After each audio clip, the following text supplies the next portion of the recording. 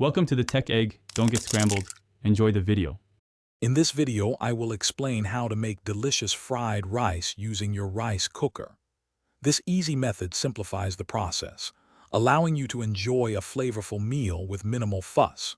We'll cover preparing your ingredients, the quick cooking steps, and how to combine everything for perfect results.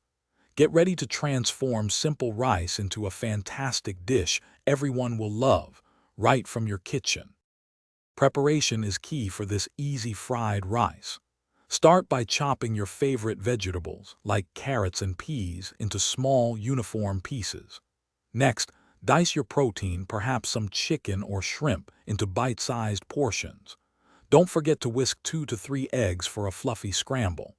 Finally, measure out your soy sauce and a dash of sesame oil, ensuring everything is ready to go. Now for the cooking.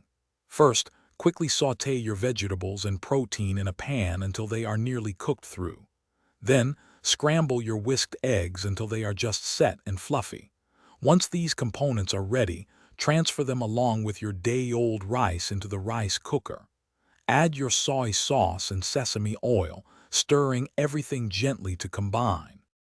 To finish, give all the ingredients a final, thorough mix inside the rice cooker, ensuring everything is evenly distributed.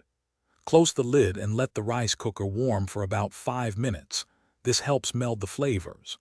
Once warmed, garnish your delicious fried rice with some freshly chopped green onions. Serve it immediately while it's hot and fragrant for a truly satisfying meal. Thanks for watching. Consider subscribing if I helped unscramble your problems.